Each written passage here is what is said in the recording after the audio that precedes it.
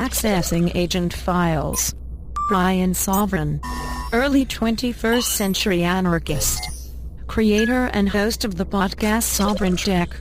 By the year 2021, the show would be instrumental in the downfall of various conservative ideologies in the government, helping usher in an incredible time. Hey, want to take a walk on the wild side and experience the bleeding edge of technology? Then get ready, because it doesn't get much more edgy than this. You're in for a wild ride. You're listening to Sovryn Tech with your host, the man in triple black, the Golden Stallion of the tech world, Brian Sovryn. He's got a huge brain. And now, here's Brian. That's right, the Golden Stallion, the man of tomorrow, here with you for another little special. I had the great honor of being on a show known as Life is People. And I mentioned this in a previous episode that I was on it, and I loved doing the show so much. The conversation was so great. I was on with Tim and Rich Beer and Ryan. It was a fantastic time. And so I'll put a link in the show notes to where you can catch the actual video of it, but also I wanted to release the audio on my own feed. And, as I've been doing for a few months now, I've been releasing at least two episodes of Sovryn Tech per week, or, not one regular episode and then a special of some kind. And oftentimes the special has been my appearance on other shows. And so I wanted to get this one out there. It's decently lengthy. It was a fantastic conversation, a whole ton of information covered. And, it really is something, because my own ideologies and whatever that I care to share and espouse to people are kind of a slow build. They take a while. There's so much to cover. It's really difficult to kind of give a good, quick, cohesive, message and bit of business out there inside of even 2 hours. And so, it's always an interesting challenge for me to be able to succinctly describe a lot of, what I feel and think about things going on. But Tim was a great host on this, and Rich and Ryan were fantastic too. And, really just an incredible conversation that I think everyone would find interesting to hear. So here it is. I'll let the episode ride out into the music. So I won't be coming back at the end. But do check this out, because it was a great time, and a lot to glean from this. And it was kind of an international show, because Tim's out of Scotland, with MadeSafe and all that, and really exciting things going on. It's really great to be able to connect with these kinds of people. So enjoy Life is People. I think it was episode number 11, guest starring me. Carpe Lucem, everybody. I'll see you on the other side in the regular episode of Sovryn Tech this week. Good evening, and welcome to another Life is People on this fine winter's evening from Scotland. Tonight we're joined by, I'm really excited tonight to be joined by the Golden Stallion, as we can call him, Mr. Truthful Black, as he's also known as. Also, Brian Sovryn of Sovryn Tech. So, hello, how you doing, Brian?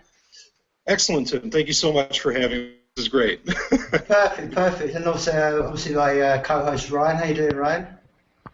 Just doing good, staying busy, Tim. Glad to be here. Glad to have Brian on. That's perfect. And also, we can see Rich. How you doing, Rich? Hey, guys. Perfect. Well, let me just, I'll basically sort of start off by giving people who are not aware who you are, Brian. Now, as I understand... What's wrong with them? No. As I sort of understand, it's obviously you're based, for a start, for the people who listen to this on this side of the world, he's based in New Hampshire in America. And now, some people may be aware, some people may not be aware, but for maybe I think the last sort of 2 or 3 years at least, there's been a sort of project going on in his part of the world, which is called the Free State Project, which I'll ask Brian, I'm sure we'll elaborate on through this conversation, but he's now based in Keene and he's part of that. He also has a fantastic podcast called Sovryn Tech, which is, as I've been sort of pointing to people on Twitter, they should definitely go and have a listen to. And I'll definitely recommend, if you want to start anywhere, go to the 99B Living in the Year 2099. It's a fantastic episode. So from that point of view, really, so I mean, my first sort of question to you really would be, Brian, how did you get from, as I understand it, being a kind of in the financial markets to now living in Keene, New Hampshire as part of this project? I mean, what's your sort of journey to where you are now?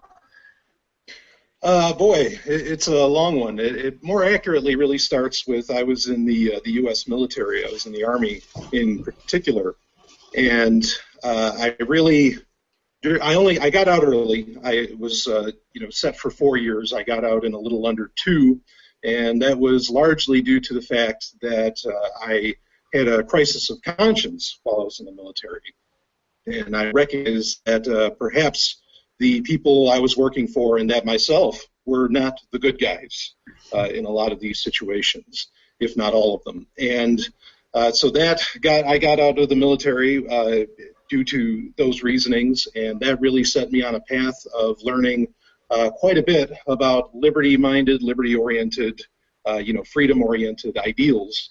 And that was a path that I went on for, a good 5 years at least.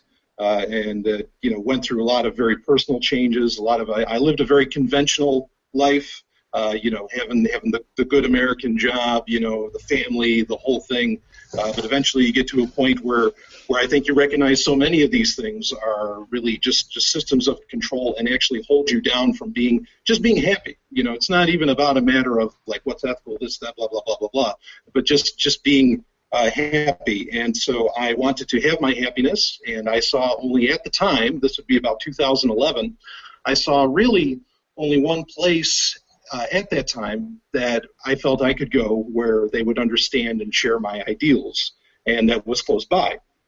And that was New Hampshire, which is the home of the Free State Project, which the Free State Project in and of itself is just it's the idea of getting at least 20,000 people in one geographic area to enact change of creating more freedom, more liberty in their lifetime.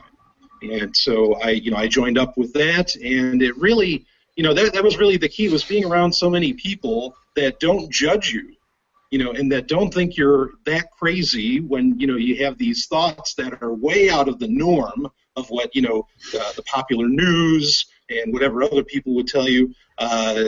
You get to grow so much, and you come to the ideas of anarchy and all these things.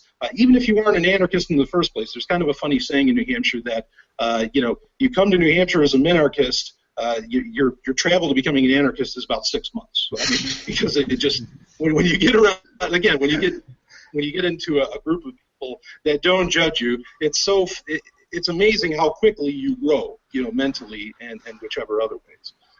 So that's really it. But I went through, becoming, getting to my ideals that I hold now, I certainly went through a lot of different isms, a lot of different ideologies to get here. So I can see a lot of people's sides, on how they feel about things. And obviously, a lot of this has obviously coincided with which is one of the things that I've been sort of like, probably the same as you have, and we all have, I suppose, in this conversation, been a bit of kind of aware of what's been going on with the decentralization of technology generally. So I suppose a lot of where you coincided to when you moved to New Hampshire probably coincided a lot with the rise of Bitcoin. Because you were one of the first, you're an early adopter of the Bitcoin. So did they sort of like almost marry perfectly in time and? Yeah, it's an important thing to bring up. I've always dealt, be it with, in the financial system or if it was just in the actual like technical end or sales end. I've been involved in technology circles pretty much I want to say my whole life. My first computer, I can't even remember when I didn't have a computer. I don't think there was a time. But in any case, yeah, Bitcoin, I don't think a lot of people realize Bitcoin is really tied in with liberty-minded, ideals. It's so key to it. They're part and parcel. And the reason that there are so many people that it grew so far as it has is because people really were so passionate about it because they saw it as a key to freedom. And it was a big deal. It's been a big deal in New Hampshire. That was another thing. I was into Bitcoin before moving to New Hampshire. But coming to New Hampshire certainly made it a far more viable thing, no doubt about it. But people make a mistake when they think, oh, Bitcoin's just about making the status quo that much more efficient or more secure. No, it's about crushing the status quo that we understand in financial systems, and that certainly opened my mind as well to recognize that a lot of what we consider finance doesn't have to be. Well, I think I would totally agree, and I think one of the things that I think I think we're living in a very exciting times in the age we live in at the moment, is that there are the rise of decentralized technology. I don't know, probably we're about the same age, but I remember when I was kind of like being 15, 16, I mentioned this podcast before, and having to write literally basic programming on old ACON computers, and I saw the potential of it all. And I remember, turning on the first time I had, the internet, and thinking, oh, this is potential. And it's just, I don't know. There's a whole maybe thing that came over all of us, but that everything seems to go for sleep for 20 years. And it's only been in the last sort of like 5 or 6 years I've seen this whole original concept sort of like coming through again. And I think it's a very exciting times that we live in. And we've mentioned this in the podcast before, because as you just said then, we've got the ability now to, which Bitcoin is one of the first steps towards it, is understanding that we can have other means of living amongst ourselves without the financial fiat currencies and all the enslavement and terror in the world that's caused by the back of that very policy. The way I came into decentralization was just started seeing it everywhere, as far as something like Bitcoin comes up, and then it was kind of like, well, why would we need a different currency? And then you kind of go into, especially here in the U.S., you have things like End the Fed and so on, and you look into the Federal Reserve and what's going on there, and when you really look into it, you're just kind of like, what the fuck is going on? Like, it's out of control, it's out of hand, and you really can't. Even people who want to get answers cannot get answers. And they're talking to the people in charge. And then another thing I remember seeing was, 2014, everybody's into UFOs. We're constantly seeing, some sort of new UFO footage or something. And even Rich was talking about last week some of the weird things he's seen, living near the Army base. And I remember seeing the spokesperson that CNN always has on, who speaks for like the UFO community kind of. I can't remember his name, but one of the things he talked about was, he was like, it's not about whether or not it's aliens. He's like, that's not really the question. The question is the technology, and why doesn't the whole world have access to this technology? And then when you think about that, it's like, wow, I can't remember how old I was when I saw that interview, but I was like, wow, it really is like, there is a control over, sort of everything. There is a centralization of everything, and it has been boiled down to, some sort of weird filter that shows us only what we need to know and not everything that is out there. Sure. I think that there's really, there's an old saying that when the people is ready, the master will appear. I don't like the word master, but I think the point is that society, or, people at large, have prepared for these things for them to really come into fruition. I think that, like, a lot of ideas, like even Twitter and even Bitcoin, a lot of these ideas are, 20, 30 years old, and there are even older implementations of some of this stuff. Maybe not so much peer-to-peer, maybe that idea wasn't so well known. But I mean, at the base level, a lot of this stuff did exist quite a bit back, but it's not until now, and for whatever reason those are, if it's because of people just being educated in other ways, like you mentioned with the UFO thing, like, guys like Gary McKibben, who revealed a whole ton of it, talk about a great Scotsman, a guy that revealed a whole ton of information about that and set free so many, interesting ideas.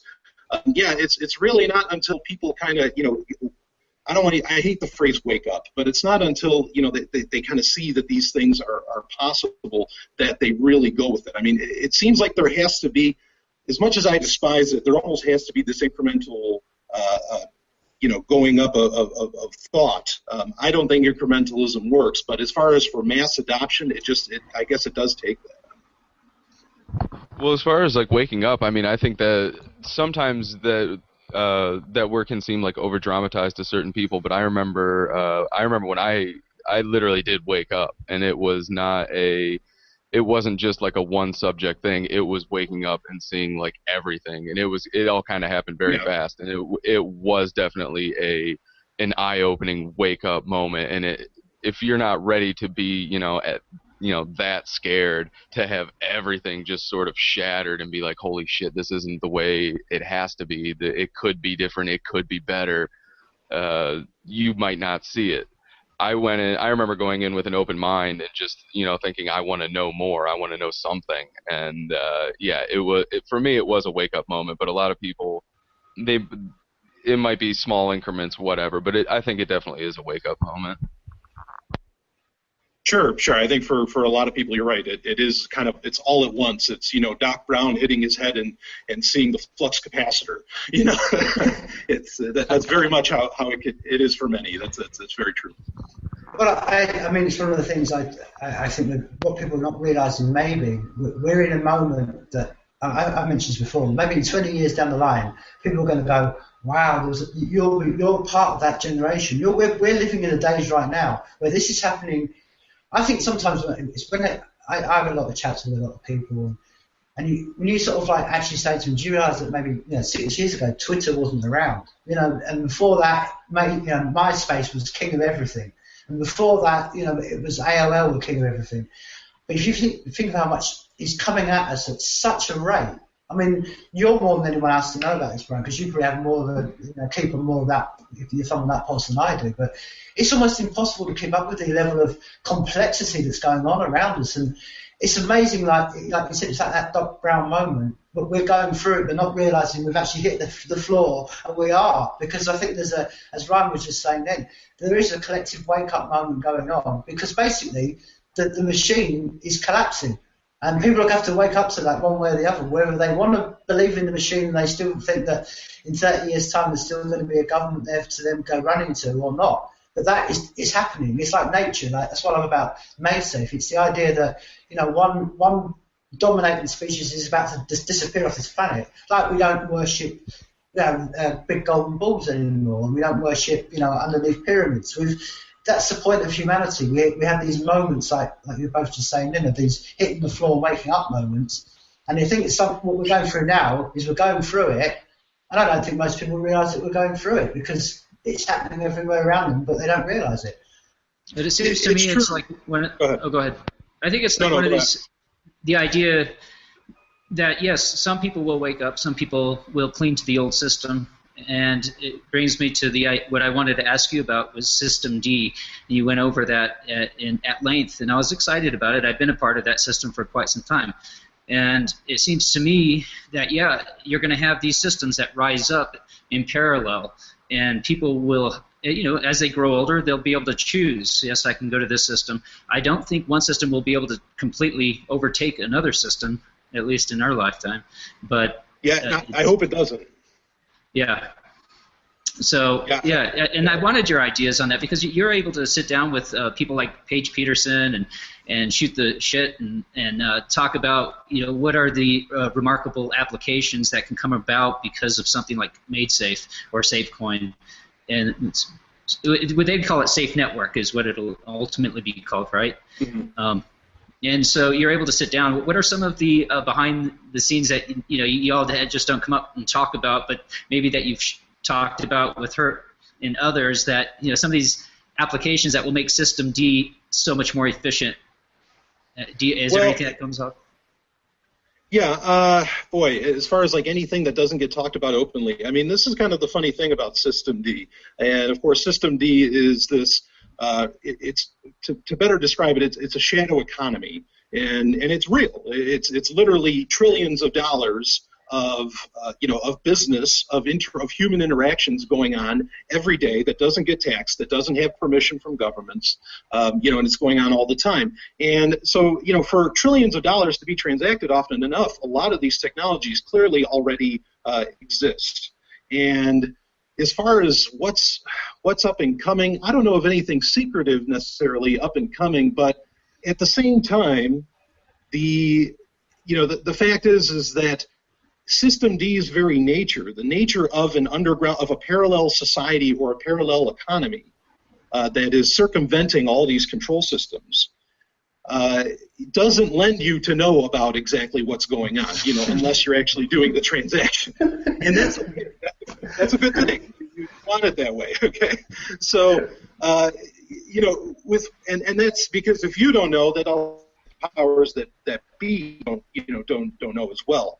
So as far as like fanciful ideas, yeah, boy, I wish I could tell you some, but I don't really know them. I think the only big thing that's, because a lot of the technologies are here, like MaidSafe is here, or is coming, I should say, and that's going to be a real game changer. There's pCell, which is really, that's a technology that's going to, this is a new way of transmitting cellular signal far faster, far more efficiently, and far more inexpensively. And so if you can interconnect the world far better, which this would allow for, then that's going to be a huge advancement for System D to grow and just really outpace the standard fare of the day that we deal with banks and all this crap. I mean, System D is just a word that's now for basically. I mean, I would almost sort of say that's probably gone on since man has been on this planet. There's always been. It's kind of like the history we're taught is always. You've got to remember the history we're taught is of the history of winners. And they've always told us about kings and queens and power structures. But then I don't know, I've been around the world enough to know that I can always imagine there's always been a massive part of humanity that's never lived under these rules. I've been to parts of the Amazon where they don't give a toss what the dollar is. They don't. It means nothing to them. It's like, I mean, I saw one of your podcasts, one of your YouTube channels, when you did the great. When we talk about Bitcoin and money, and you were saying that people have this illusion about gold, but gold, I've been to the middle of the Amazon. They would swap gold. I mean, it's one of the oldest stories about when we as the white race went to South America. They were giving gold away, and the Indians did the same when they went up into North America. They just gave the gold away. And that's the point, because I think intrinsically that people want, which is the point of System D, is it's part of all. It's always been around. Is people just want to get on with each other, trade. And basically live in small sort of tribes and just get on through life, understanding that we're only going to be here for X amount of years and we're going to fall away into this bliss. And I think that System D has been what you could basically call humanity. Sure, I don't think that's unfair. And yeah, when you were saying that, I was thinking of my talk that I gave about gold, because that was the point I was in that talk. I was trying to bring up the fact that, yeah, history is told by the winners, and the winners are telling you, hey, gold's always been here, when it's not true at all. And just like a lot of people will say, even, and this is something I've been exploring more recently, a lot of people will say, well, look, market economies, have always been the order of the day. That's how it's always been. But, historically, you find out, no, there's areas where that kind of economy wasn't the standard either. There are so many, and that's really key. This is the beauty of decentralization, is people, I feel, need to realize that there's never just one way. You need to have the ability to express all these different ways. If there's any one truth, that's it. But other than that, there's not just one way. There's a million ways that all of this can be done. And there are finally, thanks to, I guess, interconnectedness, or at least people being able to build on the shoulders of giants, they're starting to build all of those multitude of ways. I mean, I love MaidSafe. I mean, I think it's one of the most, if not the most exciting idea in decades. But at the same time, I don't want it to be like the overarching thing, that runs it all. I just want there to be there needs to be the opportunity for there to be plenty of systems, a multitude of systems. You have to always have choice. The choice is humanity. If you don't have choice, what's the point? Because then you're just an automaton. Or you're actually not even an automaton. You're a programmed robot. I mean, it's one of the things that centralization has always been about. Is basically separating us as. I mean, you can get how deep it wants to go to us, and this is interesting discussion in itself. But the whole point of it is they want to separate us from nature. So they say, it's all about central power. Whereas you look around you, it's one of the things I love about particularly MaidSafe, and I've talked about a lot with MaidSafe, is that it's built on the understanding of like ants.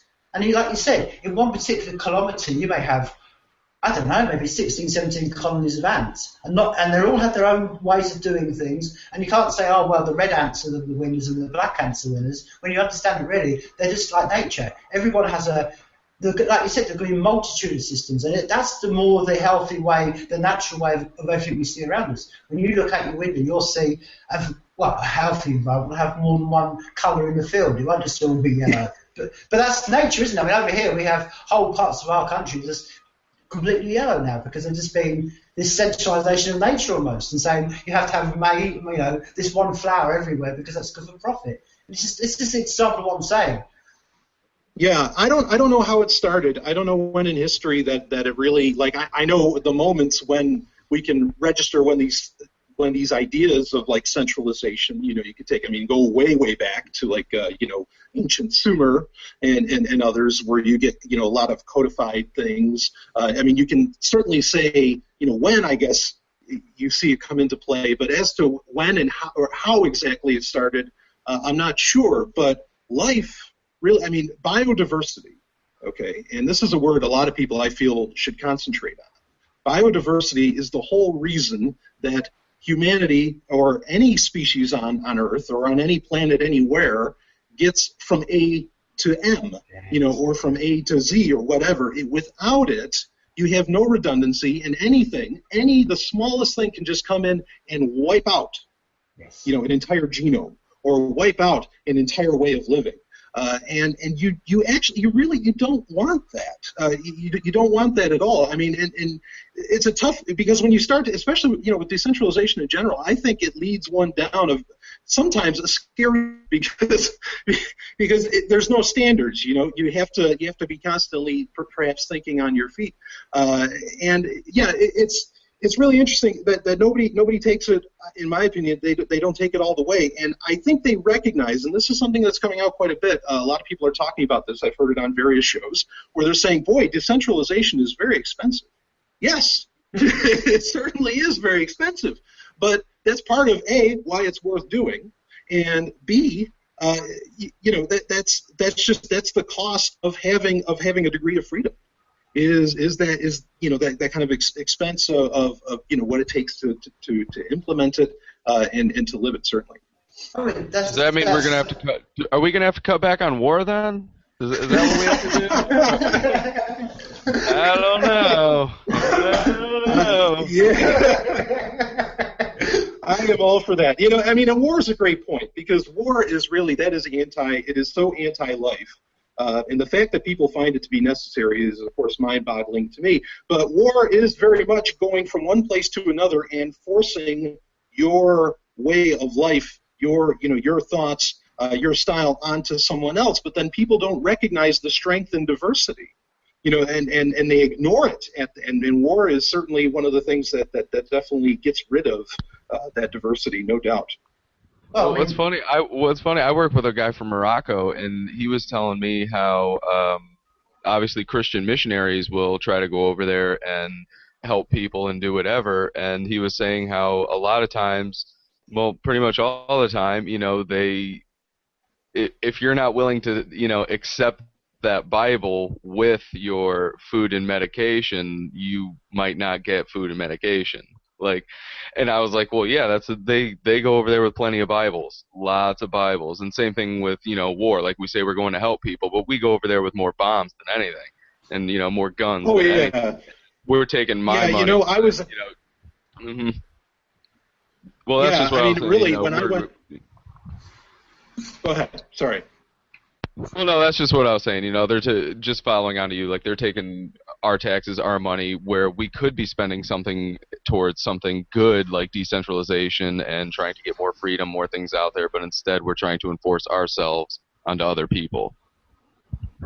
Sure. And incredible, losses in human knowledge, which I would argue, preserving human knowledge definitely. is a reason to do anything, including decentralization in general. When I was overseas, I was in Iraq, there were entire museums ransacked, with these ancient, irreplaceable items there, and with in these museums, there's like suddenly you find there's these Iraqi people guarding these museums, and we're just like, what are you guys doing here? What's going on? I'm a soldier at the time, and They're like, well, hey, you're not coming in here. It's like, what do you mean? No, it's okay. We're Americans. We're here to help. And they're like, no, you're the ones that came in and ransacked this museum.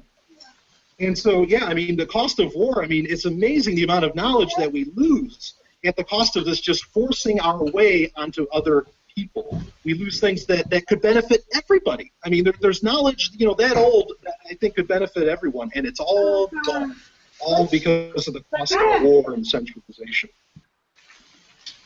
Totally. I mean, one of the things I often talk about, and it's one of the lucky things because I've talked about the fortune to live in parts of South America and stuff, and I lived in Argentina for many years, and one of the things I said to people when I came back here was that almost because of we're so, I say this without any derogatory comments about anyone, but we're almost like a nation of fat cows. We've been fattened by the system. We're kind of living on a farm.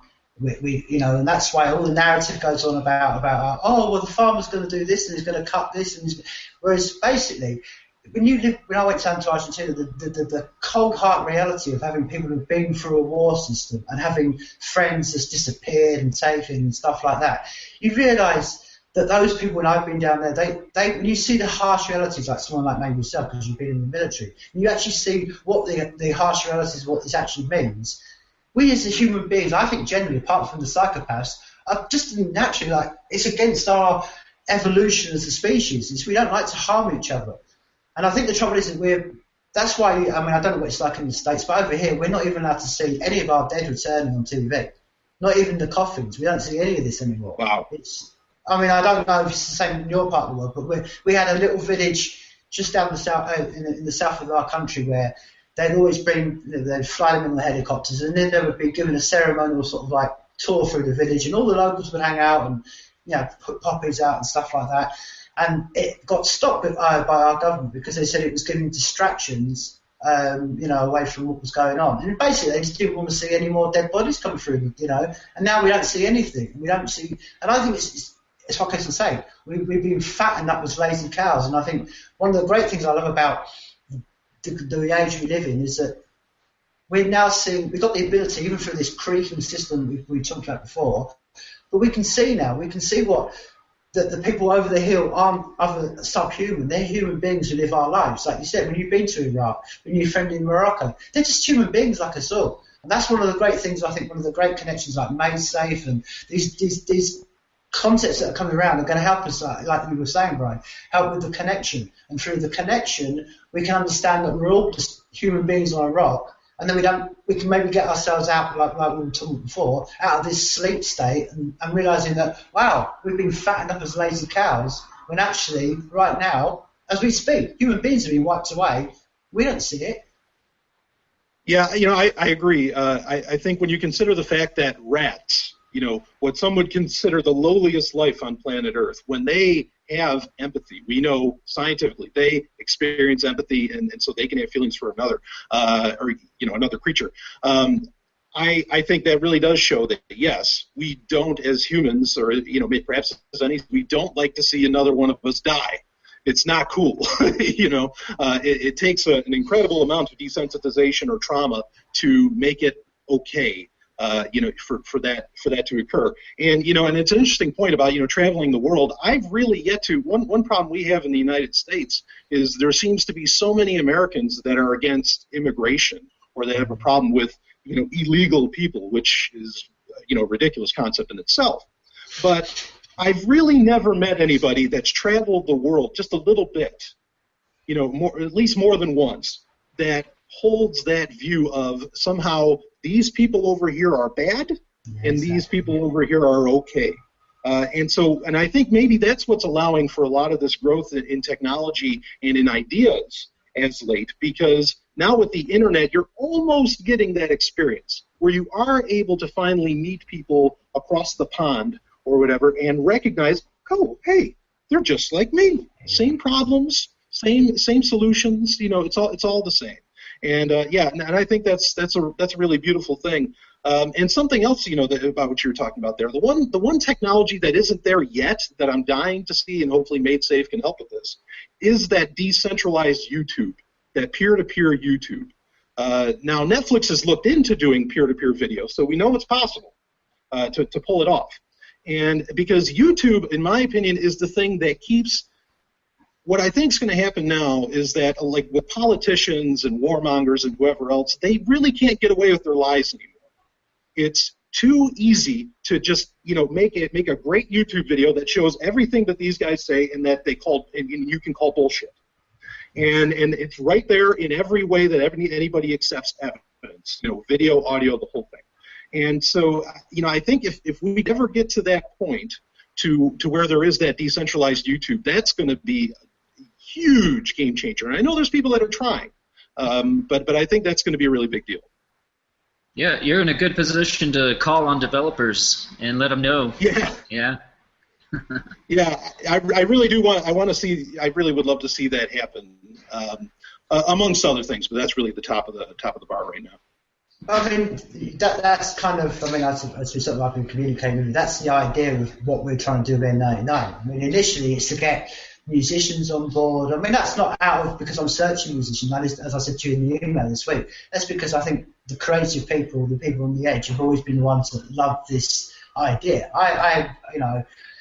And I think that what we're trying to do with this is that, we can just start off that, build a network up, and then, I mean, I have great plans to sort of like do your YouTube vision through Network 99. I mean, I see a YouTube on it. I see, we talked about this before on the podcast. I mean, education. There's so many things that can be put onto that's what I love about MaidSafe. It's the ability, like you say, where people can just go on and have the truth. Now, they might not want to switch on and see that. They might not want to be part that's choice. Hey, if you don't want to live that way, right, that's your way. But what I'm excited about, and what like Richard was just saying, I'm always calling on developers is that I don't think a lot of people, to be honest with you, Brian, I'm going to be really straight with things. I don't think a lot of people are really truly aware of what potential MaidSafe is. Just what you said. It's just one of the first steps, but what the potential of MaidSafe is, I think you can do. I don't think a lot of people have really got their heads around the potential of it yet. That's just my personal opinion. No, I agree, but I think, and part of that problem is I think that people, the average person sees, that they have their cloud services through Google and whatever else, and it all works just fine for them, and so they're going to stick with it. Like why for them it's why mess with something that works, but then at the same time they don't see, hey, maybe this they don't see what could possibly go wrong down the road. A lot of which is already happening. In fact, something I like to bring up often that I don't think people realize is, Google, a lot of these services, a lot of these cloud services are tailoring what they feed to you based upon your search results, based upon, whatever you do online. I mean, just about anything you do. And it's ironic that if you ever look up things like anarchy, and this is the stuff I look up all the time. I mean, I'm constantly searching for it. There's, or any of these subjects that really have to do with freedom or next level stuff. You'll never get that in your feed. You'll never get that in Google now. It's very strange. And so there is, as exciting as it is that knowledge is, that data, that information is freeing itself. At the same time, the backlash is occurring from they, them, those, the power that be, to where they're making sure you don't see it. Yes. And in some ways, you don't want everybody to see it, of course, like we were talking about with System D. But at the same time, this. There's still some ladders to climb here as far as how to get around that, and maybe, and this is one of the hardest conclusions for me to think about, but I mean, maybe there's just some people that are never ever going to get on board with this stuff. And so, I push quite a bit for, people starting intentional communities wherever they happen to be. You don't have to move to New Hampshire for the Free State Project, though that's probably the most successful intentional community I've ever seen. But people, get together just with like-minded people, and then you can kind of, live by example. People can see, just how happy you are, and then, maybe they'll want to be a part of it or copy it or whatever. Sort of, real quick, like sort of on topic, off topic, like we talked about it last week as far as like the video quality on YouTube, and as far as like, if people want to watch music videos, you're going to YouTube, and even Vimeo. Like I had problems with Vimeo, and all the quality, it was just not showing the quality that I had, and so I somebody who I hadn't talked to in almost probably, I think, 10 years had just recently got a hold of me, and I had sent them a link to the video, and I was like, you know what, I'm going to send you the actual video, and you can see the difference in the quality. And he saw the original video, and he was like, oh my God, that was like watching a totally different video. And I was like, that's one of the things that stands out to me as far as like my video pursuits, or just any where. And I was trying to say this to him, that in something like the Safe Network, you wouldn't be going through a third-party player and video converter. You would be accessing the original file that I had. You would be, so even music that you listen to and stuff like that. If people go to YouTube and listen to music, like, you're not going to be listening to the boiled-down YouTube filtered version. You would be listening to the straight, studio version, as close to the studio version as possible. And quality, clarity, all those things. Like, that was just something artistically that really plays into freedom and what people are trying to express. And just once you go through the centralization of it all, it just kind of kills it and shits on it a little bit. Sure. And you raised the point of also, like, one of the other problems that I haven't necessarily heard addressed. I've heard people, including the Maytag guy, says we're aware of this, but that is ISPs, the Internet Service Providers, the real gatekeepers. They, in many ways, are more the problem than Google or any of them, could perhaps ever be. It's a twofold problem, no doubt. But we haven't really seen that solution yet. Other than, I mentioned P-Cell earlier. There's OuterNet that's trying to do this sort of thing. We really need to lick that receivership, that send and receive of this information, even more so perhaps than where it's stored. And I really haven't seen that anyone totally tackle that. Just to go back to what you were saying just before about choices. I think that's one of the great things that maybe a lot of people, I've heard it mentioned in sort of like surveys before, that they say that 66% of people in Europe, if they were given a choice, would just flee their country right now. But then almost given no choices about it. And I'm sure there's some people, because you can go to parts of Russia now and parts of Eastern Europe, and there's still people loving the communist lifestyle. They're still flying that flag. They're still giving it, Chairman Mao, he was right, and Stalin was right. Now, that's what I'm saying. That's their choices, and I'm not going to force any of those people, because if they want to go and believe that, it's a bit like I suppose you have to have, going back to where we originally started in your Free State project. The ultimate of being, like you said, an anarchist or a person who's open-minded is to understand that choice means that everybody has their own choices, and that's the point. As long as you're not harming me, as long as you're not doing coming to me with any violence, that's your choice. And like you were saying, I think one of the interesting things is that what I love about things like MaidSafe or Bitcoin or what's generally happening around us with all technology, it's opening up choices, which is only a good thing. Because then it gives people the ability to choose, do I want a decentralized life, or do I want to go and live ultimately like flying the flag for Red Russia under some part of Poland? It's all choices. Yeah, I agree with you completely. It is all choice, and that's something too, because a lot of people, and this comes from a lot of that from that patriotism, where it's just and where it shows how key education is, especially from a very young age. And why we need a lot of freedom of education is that people are just constantly being told that their way of life is the best way, and when that's a judgment, that's no, you don't know. And they don't even bother to really compare. And who are they even getting the information from? It's like, well, life in America is great according to the Americans, but ask somebody else, and you might end up with a very, very different story. It's it's just like everybody hates to bring up Nazis, right? But at the same time, it's like, Nazi Germany was phenomenal, but ask the Jews how they feel about that. And so, you have to have choice, at all times. Otherwise, there's a recipe for control, and you're never going to have actual freedom. Yeah. It's interesting then you just mentioned about the Nazis. One of the things that living in this part of the world and growing up over here was, I always find it's interesting now that a few years on, we're going to have a stereotypical view of what a Nazi was. But if you go back right to my old sort of people I grew up with, from who actually lived through that, they were saying, yeah, but you've got to remember that it was a policy that a lot of people just they went along with. You know what I mean?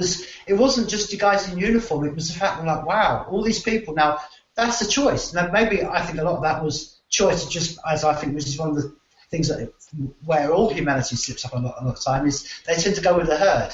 So then our job, as we do, as you say, is on the edge, is to say, well, that part of the herd is doomed. Come to the side of the herd that's going to, that's exactly where I think this eternal push, where people like me and you probably, Brian, if we'd been sat there 700 years ago, would have been exactly excited about the printing press, but would have understood what negative and positives it brings. I think, do you know what I mean? That's how I sort of think we are. There's always a need for people like us, because there's always a need to push people away from that general herd that, like you mentioned, doesn't want to have a choice. Right. Yeah, absolutely. And that's the problem, is that, and some people will say that, historically, because, well, didn't the Jews have the choice to leave? And it's like, well, they most certainly did, but then other countries, including America, turned them away. Okay, go. And people don't know that, because the history, like you say, gets written by the winners, and they don't understand, that I think people recognize, perhaps inherently, they do need the choice, but then they don't see it, that they don't have it in the first place. It's one of those mysteries. Completely, but that's one of the great things now. Is I don't honestly think that the only thing that stops people from choices right now is that they're choosing not to. Hold on, we can't hear you. No, I can't hear anything. No, who's Aaron? I don't know who it is. Oh. Hello? Hi. Hello? Can you turn your Hoover off, please? I'm Aaron. Yeah, can you turn the Hoover off, please? We can't hear anything. Oh, I'm so sorry. I thought the mic was muted. Sorry. No, it's okay. Hi, Aaron. Hi. Hey, Aaron. Okay, yeah, nobody knows who you are. Hello. Yeah, so hi. I'm a listener to Sovryn Tech, and awesome. I just love hearing about everything Brian talks about. So here I am. Oh, cool. Well, hi, Ryan. How are you doing? Yeah. Cool. Yeah. Okay. So. I guess somebody's. Go ahead. So what I was trying to say is, I think that where we are now, and I think where we are at this point in where we live in the age we are now, is that people have the. As I always say to people, and I'm sure you agree with me, Brian, it's just people have got to make the choices. The knowledge is out there. They have the ability through your podcast, this podcast, through the internet generally. I know you're saying about how the word anarchy will be pushed down, but okay, then work a bit harder, because the knowledge is out there, and I think that's where we as a humanity stand right now. That they have the ability to choose. You've got to go out and work for that choice. You know what I mean? Yeah, absolutely. Well, I think your point about, fat cows, essentially. I mean, people being very comfortable. It's something I've talked about a lot, where, boy, if if nobody will get interested in what's going on around them, but if you cut off the television, if suddenly, like, the internet or TV wasn't available to them, they'd be storming City Hall, in really short order. So, I don't know how to, necessarily how to get people interested or excited or to realize what's happening. I mean, Edward Snowden's a really good case, is that people should, I mean, with all the stuff that keeps coming out of what happened with Edward Snowden, where he revealed that the NSA is pretty much spying on the entire planet, and not just on the bad guys, but also, quote unquote, but also on, Americans themselves, the fact that didn't get them up in arms, I mean, I'll admit it's kind of a depressing point for me, because if you don't realize, if hearing that isn't enough, what is? And it's unfortunate, because, I think especially when it comes to areas of like privacy or anonymity, which is an area that a lot of decentralization is going to solve, and it always has from its inception. If you consider like BBSs, bulletin board systems from the 80s and 90s, which was, kind of the precursor to the internet, that was a very decentralized fashion and allowed for redundancy and all these things. But anyway, if you're concerned about anonymity and privacy, America, at least I can say in America where I grew up, we used to go to Radio Shack. Radio Shack was this electronics store, very, very famous. And you would go there, and people at Radio Shack, it was maybe in the late 80s they started this, maybe even before, they would ask you for your name, telephone number, address, all this stuff. And I remember constantly, because I loved being in the store as a kid, but I remember constantly people saying, what do you want that information for? You know, and I mean, and they had a very serious issue with the fact that you were collecting their information. But now, you know, I don't know what happened there. I'm not sure where that paradigm shift occurred to where people are now suddenly like, oh yeah, here, have my social security number. Here, have this, have that. I don't care. And maybe you shouldn't care. You know, maybe we should live in this exceptionally open, you know, information society or whatever. You know, maybe that's a possibility. But at the same time, I'm not sure where that all changed, where people suddenly, you know, it just became, like you say, the fat cow or apathetic to so many of these issues. And even when you hear the most extreme cases, which I bring up often on my show, Sovryn Tech, of where, you know, you are being infringed upon as a human being, they don't care. It doesn't change anything, and they never see the gun in the room. They never see government as the problem. They never see centralization as the problem. And I don't. It creates a very depressing picture, no doubt. But at the same time, like you say, we've got people developing and they're waking up, you know, to a lot of these technologies and a lot of these truths, and so I guess that's kind of the message of hope out of it. But boy, I don't blame people for being like, what do we do? Yeah. Well, I mean, I describe it as this: we are just basically, if we're just living our, you know, what we are as meat machines, we're computers, and if you take that analogy that from the day we come out of this, we're dropped onto this planet, to the day we die, the system, the government, the big G, whatever you want to call it, in the room, they're there automatically on your computer, your laptop, and they're putting on their own cookies and their own. So it's really, I mean, it's like one of the things that Ryan approached in his films. It's difficult to wake up because you've got to go through a lot of debugging of your own system that they've inherently put into you from the day you're born. That's why people have a warmth towards government, because it's become the warm fire in the room. And it's like, oh, I've been born to that. I'll glow to that. That's so anything I mean, I don't know. I'm sure you've been the same, Brian. But I've had years of people. Anything you say, I mean, you say, oh, I don't think the state should be in charge of education. Oh, you don't want kids educated. Oh, I'm sure you've had the same. Oh yeah. Which is what I'm saying. It scares me because it's like you're just saying then, but it only scares me that the people who obviously intrinsically had their computer, you know, programmed that way from birth. But what scares me is I always say to people is like, there's no excuse now. You know, you've got the ability to wake up. It's that switch off your TV, go outside and do something better instead. It's a simple, it's a concept. And that's what's the more scary one, is that you can understand why people are what they are, but equally, they're making those choices. You know, but like I say, I mean, over here we've got an interesting one over the moment because we're going through austerity at the moment. And the three areas that they will never cut in government budget are the NHS, our free, you know, health system, education, and you think, yeah, because that's some of the ones they want you from birth to death. And people have got to realise this rather than going, that's a good thing. Like you said, it's seeing the gun in the room. Yeah, and that's interesting too, because a lot of people, the other thing that most people don't seem to realize is that a lot of these things, you know, healthcare and all of that, is so new. It's incredibly, you know, it's not even 100 years old. Exactly. And, you know, and that goes for all kinds of things. Like, I know there's a lot of people, like this is one that's pretty commonplace, is, you know, when I'm in a grocery store, people will complain about the fact that, oh, I can't, this environmentalism nonsense, they're wanting me to use reuse a bag. Why can't I have a good old-fashioned paper bag and all this stuff? Good old-fashioned? How long have there been paper bags? You know, it's like, what, are you kidding? And that's the part that blows my mind, is that these people, they live so moment to moment, they have no concept of time at all, and because none of this is normal. Even mobile phones, you know, which we are so reliant upon now, none of this stuff is normal. None of this is standard. Okay, and just like servers, you know, I think that's another thing too. A lot of people are very like you know, anti-decentralization. It's like, well, that can't work. You know, this way we've been doing it, this way works. The way you've been doing for 20 years? You're going to call that a proving amount of time? Exactly. Mind-boggling. Yeah. So I mean, that I was just going to say, even as far as wake-up moments, like we were talking about the flux capacitor, I feel like people, when they have their cell phone, the internet in their hand, you have that flux capacitor in your hand. You have that time machine. You have those wake-up moments in the palm of your hand. What do you use it for?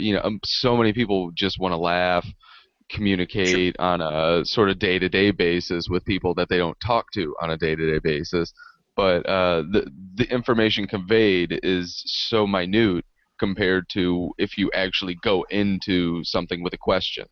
Like you said, you look up anarchy. Like you said, you're not going to find anarchy on your timeline. You're not going to find it in your news feed. You're not going to find much about it. You go in and search it. Holy shit, you find all sorts of things. You find that it's this idea that's been around for centuries, and it's almost the beginning of mankind, as you can root it to. And it's been there. It's an idea that's been built on, and people have done things with it. But at the same time, you don't see it in your newsfeed. You have to go out on your own and get called names and isms and ists, and Sure. Yeah, and it's a problem because, including a lot of these, there's a lot of books that a lot of people are like, oh, it's great. I love having ebooks, and I love having ebooks. I'm a huge fan. And Amazon offers all this great stuff, and you get these things for such a great price. But as much as, like you say, how it's not showing up in your timeline, I find some of the most in history that lay out so much truth have yet and may never, make it to a point of mass dissemination. And I can't help but worry that that's on purpose. I mean, there's plenty of these things, and so that's where, again, we keep, I guess we keep, well, I don't know what phrase to use, but anyway, we keep talking about decentralization. That is really one of the most important things about decentralization, is because with centralization, you can control what information does get out there. Yeah, exactly. And it's happening in every way, be it on your timeline. But you're right, because it's out there. It is out there for you to find, and it is so much easier to find. But that's concerning, and that's why some of these technologies really need to hurry up and be out there. Because if it doesn't, we're kind of in a golden moment right now, where there aren't things in control, where there aren't so many gatekeepers, and we can get access to this information. But if we don't get ahead of the curve, if System D doesn't get way ahead of the curve on all this, then we might lose that incredible access to all that beautiful, information that can really set people free, mentally and just in their life. Well, yeah, and that's been a truth throughout ages. I mean, I'm an artist now. I mean, you go back to some of the pictures from the Middle Ages, and it was all about how, I think it's one of the things you were tapping into, is that human beings have this.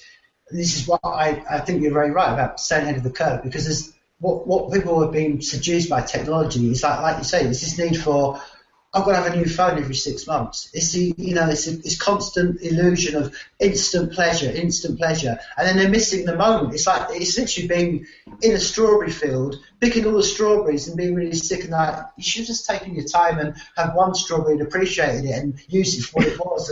And that's the trouble with people. They are distracted by the illusions around them, whereas they should see the illusions around them like the print. I mean, I'm sure these arguments went on 600 years ago, the printing press. Because it's, I suppose, the ultimate how I feel positive about things is that we are in a moment of the printing press. Now that will bring, like you said, we've got to, hopefully we can be the ones that push that forward and do a lot of good with it. Or, right, as we say, one of the things we can learn from history is that printing press, as much as it did cause the separation of the Catholics and the Protestants, also 300 years down the line was written for propaganda for the Nazi Party. So, as with all technology, there's no inherent good or evil about it. It's just what we do with it as a culture. And that's why it's important that people... I agree with you, and that's why I think these conversations need to be had, because as much as we need to advance technology to free ourselves from these control structures, we also, we got to do some work on our own firmware, on our own software, to even be able to want to access it. That's really key, and I think that's an area that so many people get lost in. In fact, sometimes, this is a concern for me, is that I think a lot of people get involved in, development of technologies, and I want them to be involved in that, okay? Or people are, on the flip side, in the meat space world, they'll get involved in, like, say, politics. Even though they want a freer world, okay, they'll want to, and this happens in the Free State Project all the time, there's so many people that are working within what we call working within the system, where they're working with politicians, et cetera, okay, or they're becoming politicians. But the thing is that I feel like a lot of times all of that is just so that it's a distraction to make you feel like you're doing something to change things without actually working on yourself. And so you've got to have that balance. You've got to understand that, you know, working on yourself is just as important as getting freedom, you know, from without of yourself, you know, from without you, from you know, that's not within. And so, but I think a lot of at our peril, a lot of people will develop these, including, you know, something I'm really critical of is Ethereum. You know, I worry when I look at the attitudes of a lot of these developers. While you're right, you know, that technology is, you know, isn't inherently evil or good. You know, we're talking about design, and I think it is important to look at the designers. Yes. And if the designers don't have, you know, an attitude that is conducive to, you know, to human freedom, or there's something in there that worries you, I think it's important to call these things into question, and perhaps even to say, look, no, I am not going to support your technology. I'm not going to support what you're developing. So it shouldn't just be this carte blanche, you know, we can develop whatever. I mean, yes, it should be carte blanche so we can develop whatever we want, but at the same time we should be aware and make, you know, make choices and vote with our downloads or lack of downloads, perhaps. You know, I think that's really key. That's the beauty of the future, is it'll be so easy to take your cryptocurrency and take your Ethereum and buy MadeSafe coin, or buy, if something better or more humane comes along, you push it that direction. And talk about a new way of voting with your dollars. It's amazing. Can I raise my hand a second? Yeah. Oh, go for it. It seems like you keep talking about technologies as though they can have a nature to them, either good or bad. It seems like everybody's a tool user, and our tools have been used to optimize our situation for our biological outcome of reproducing, safety, food. How do you overcome the nature of mankind? Because it seems that every technology that's developed, good or bad, or however the meaning behind the development, will get used to fulfill each person's desires for themselves. Well, that's where open source comes in. That's where the importance of having open code or free software, Libre software, whatever phrase you want to use, is for you to have the ability, you know, to alter. You know, I mean, just picture if nature somehow put restrictions upon your ability to use wood. Exactly. You know, that'd be insane. You know, for that to happen. And so that is where the building blocks of society, and if that ends up being technology, and it is technology in a very real sense, that's where I think it becomes a necessity to, even if you have, you know, whatever your intentions may be, for it to be open is positively essential. And I'll give credit to MadeSafe and some of these other ones. They are sticking with some very strict licenses that people don't appreciate. But I think that's a very good thing. To have all of this opened up, because it's really the only way that you can even have the chance. It's not a guarantee, but it's the only way that you can have the chance that the technology you are going to use, you know, can stand up, you know, to your own personal freedom.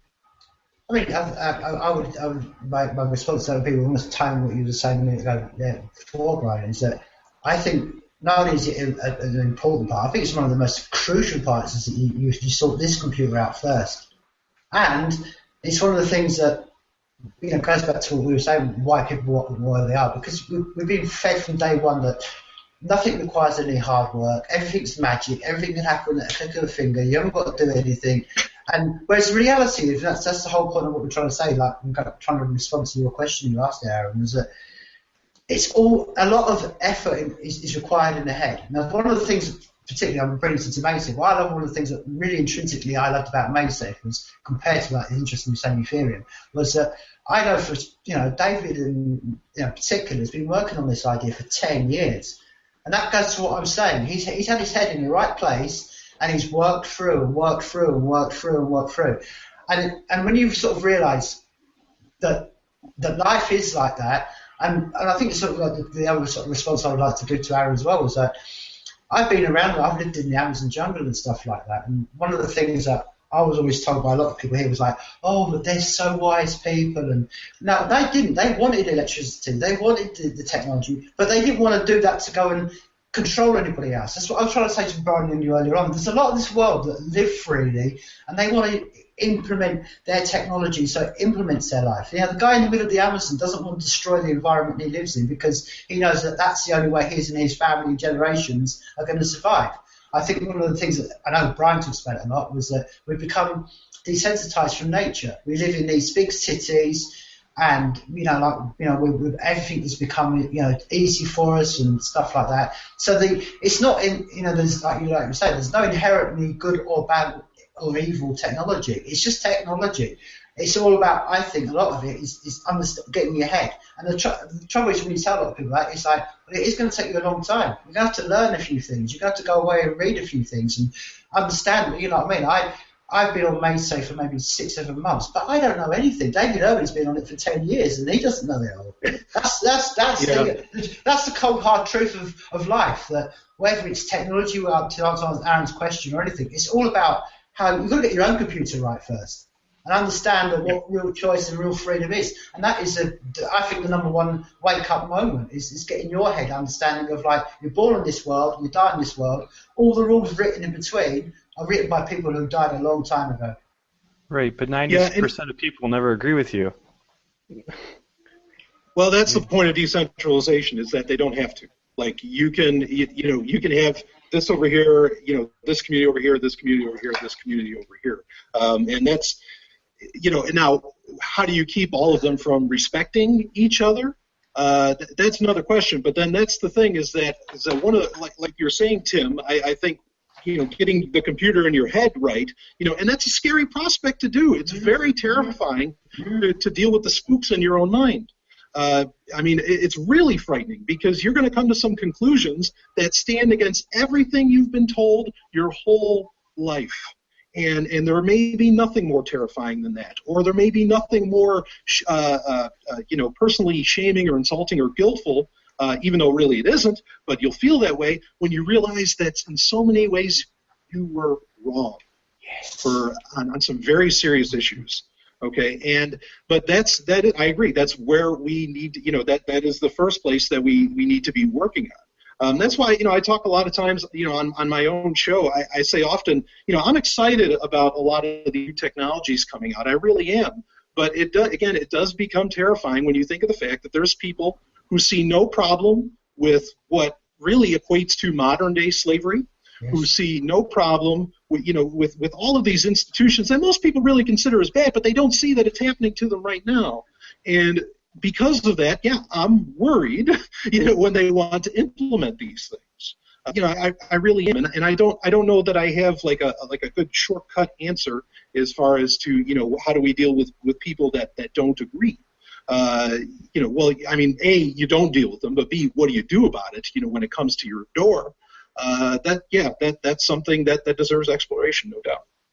I think one of the things that for me, like, real quick disagreement for me, like, I see people either want to be open-minded and sort of be able to put themselves in someone else's shoes, try to understand a different point of view, and then there's people that don't and just want to cling to their ideals and will fight, and those are usually the ones that will just resort to name calling and resort to saying, putting words in other people's mouths and saying, you just want this, and you don't know what you're talking about. And for me, that is that software in the mind type thing, where either somebody's going to be open-minded and just sort of listen and be like, you may not convince me right now, I may not even understand everything right now, but at least when I'm done talking to you, I can go away and keep thinking about it, and it'll keep resonating, and maybe will actually make sense. It might hit me on the way home. And sure. Which is actually one of the lines I used in the movie was somebody explained something to somebody serious, and he's like, don't even think about it now, it'll hit you on the way home. And that's just kind of, and that was sort of supposed to be metaphorical in the sense of, it'll hit you on the way to finding yourself. As you go along that way, you will come across that and remember this conversation we had and be like, oh, that, think about it and just want to, you the person and not the ideology, which is one of the hardest things to fight, when somebody wants to fight you and not the things that you're talking about. Sure. I mean, equally as well, I mean, that's it's sort of like tapping into what Aaron said earlier on. It's like there's so many, which is one of the most liberating moments in your life, like you were saying earlier on, Ryan. When you get to the point when you can just turn to someone and say, do you know what, I don't know these answers, they're unknowable, and that's the great thing about the future. I mean, I would say one of the great things that we're having this discussion about is almost like, well, how people are now. But okay, can you imagine a world where if we just, for one generation, we just stopped hitting kids? So we can have a whole completely clean slate of people that didn't have the grown up with violence. We don't know what that experiment would be like. If we had a whole generation where, I've never been beaten and abused and hit around the head and whacked and disciplined in that way. Maybe that would be a flowering. But at the moment, this is what we can do. I can propagate that change. I can say to people, everyone, don't harm people. God, that's quite easy because and I know that. And I'm always strong on it because I know it's a virtue, because I know it's true. Because that's what's got us to where we are now. We don't, in small communities, it's a scale. We talked about this last week on the podcast. It's a scale of numbers. If there's 100 people there, we'd all get along. You scale up to 1 million people, there's going to be problems because everyone walks past. Yeah, I agree with that. I think that it does become, it can become an issue when things when it gets to scale. When you start dealing in larger numbers, I'm a big proponent of the Dunbar number, which the idea is that you can only handle so many, like up to anywhere between 5 to 200, human interactions, meaningfully at a time. And I'm a big proponent of that, and I think that in that lies a lot of answers into what's going on. Is that maybe there's a chance that we can't handle like the way society is right now, with cities and all this stuff, that in and of itself how to describe it. I mean, just that maybe we really can't this isn't a way that we can successfully, live and have freedom at the same time as when you get beyond that certain scale. I don't know. And I think that's what a lot of this code is trying to solve. It is trying to cheat our natural human intuitions, our natural instincts, our trust instincts, empathy, and whatever else, and kind of put them into so that way we can deal with millions, if not billions, of people at once. And so, but I don't know. I wonder about that. I really do. If any of that is even really that possible. If maybe things, should be just, kept at certain, or not forcibly, of course, kept at scale, but things should be dealt at scale, and you just have various areas within which, points that you interact at. It's a tough one, but it's something I've been thinking about quite a bit recently, is that 100 people can get along, but you get above that and suddenly you do run into problems, and I wonder what does it tell us, and I don't think that's been explored. Can I ask a question? Brian, what is the most disconcerting feature of Ethereum to you, or what it might present? The technology itself is by and large, I mean, again, there's nothing wrong with the technology, right? Part of it, though, is what the problem it's actually trying to solve. Because what it is, it's trying to, my problem is that, in short, is that it is putting things onto the blockchain that are bad ideas off of the blockchain. Yes. And just putting them onto the blockchain does not suddenly make them a good idea. Exactly. And that's my concern. And because equally, like, part of their billing of Ethereum is that this can do everything. Like, all of this is changing. And the ability to do everything. I mean, there's things that shouldn't be done no matter where it's done. And so, like, I get concerned, like, with contracts and things like this, as to where I think that Bitcoin was starting to open up a world without contracts, without stock markets, without, go down the list of a lot of these, different systems, And then Ethereum comes in and says, no, we can just put all this in to the blockchain. And so I feel like it's actually, I know a lot of people see it as 2 steps forward, but I actually see it as 10 steps backwards of where we could go. So does that answer that? Absolutely, that was a great explanation. Yeah. Well, if I was to ask you, sort of like, I don't know, put a bet on it.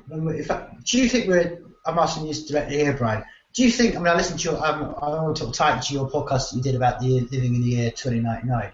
I mean, fascinating, the concept of what you were doing. And it's something I do a lot, and I try to imagine what it'd be like in 100 years' time or 1,000 years' time.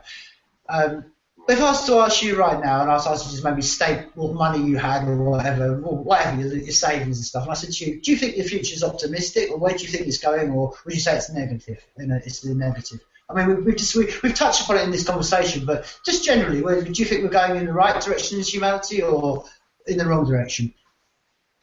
Boy, on the large scale, I'll admit I'm not optimistic on a large scale. On a smaller scale, I think that a lot of what we're talking about here and a lot of what's being developed in peer-to-peer decentralized systems and whatever else, it's very optimistic for those that get it and want it. Okay, this isn't, I mean, it's tough to talk about this, and it's not elitism. It's just people wanting that freedom, because clearly there's people that don't, or they're not interested in it. So on a global scale, I'll admit I'm not that optimistic for the next 100 years. Now, the next 500 years, different story. Then I am very optimistic. But in the next 100 years, no, I do not have optimism, not for the globe at large. So you don't.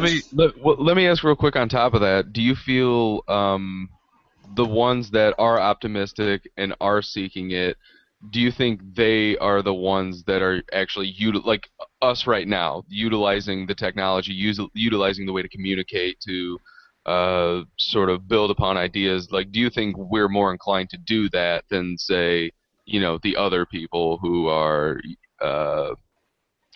I guess, more just kind of round-headed and kind of built into their own sets of what they believe? I'm not totally sure I'm following you, but are you? I guess well, are you asking? As far as the communication, like building upon, like, so obviously we're able to communicate closely. As far as like being in America or whatever, like we can all talk in America fairly closely, talk about ideals, but then at the same time we can talk to people outside of America because our ideals are very broad, very open, but at the same time I feel like there's a lot of people who are close-minded and their ideals wouldn't stretch as far as the world.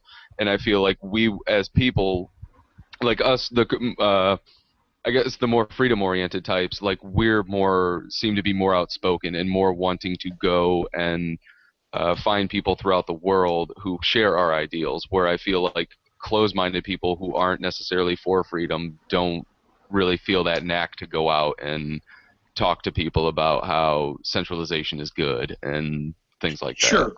Sure. I think that's exactly what's happening, and I think what the confluence of that is going to be those people eventually not just dealing with each other in this way, and they are going to want to actually really get together and create, like now in 2099 that Tim was talking about, that special I did. I pretty much not invented, I didn't come up with the idea, but I theorized floating cities to where people can all, literally get together and, these people of this mindset, and they can just, they just go over here and let everybody else, do what they do, because you don't want to force choices on anybody, or you don't want to, force options or whatever on anyone, or your way of life. And so that was kind of the idea. So I think the confluence of what you're saying happening is that yes, the old ways, those old ideas won't spread, but then that doesn't necessarily mean that they'll die off in the next 100 years. But the people that ideas will spread will eventually just want to get together, I think. So this is like Patri Friedman's Seafaring Institute. Yeah, sure. Sure, yeah, that's kind of, yeah, exactly. Yeah, kind of the Seasteading Institute, all that. Yeah, absolutely. It's very similar to that idea. And I think, because it's not just my idea. I mean, obviously, this is what people really want. People of this persuasion want. They want that part of the world where they can just be left alone to do the things, and develop the life that they want. And I'm glad that there's a lot of people that have this thought and have this idea. And I think it is going to take off. I think it's, people with that freedom-oriented, I'll use the word spirit, won't be stopped. It's a great point, you made there, Ryan. I mean that, we're going to communicate win, lose, or draw. It's going to happen, and we'll make better cryptography if we have to do it. And so I think that desire for freedom is absolutely unstoppable and will eventually lead to people doing something like that, be it the Seasteading Institute or a Free State Project or whatever. They're going to get together. And they may find, now this is the other thing too, though, is that I feel the thing that those groups I just mentioned aren't doing is they're not being very secretive about it. And I hate the idea of secrecy in general, but I think there's an anarchist named Hakim Bey, who he's still alive. He was pretty popular, not a perfect guy upstairs by any stretch of the imagination, but he actually theorized that if you do these kind of intentional communities things, you're going to have to keep them kind of quiet, because otherwise the mainstream media or whoever is going to pull a Waco, Texas on you, or a Branch Davidian type thing on you. They're going to want to quash perhaps your freedom in any way they can. So I think that's something kind of new that it's not new, but that's something different that I like to discuss on the table than what a lot of those other groups would. How do you spell Hakim Bey? I'm just curious. Oh, sure. It's Hakim and then Bey. Okay.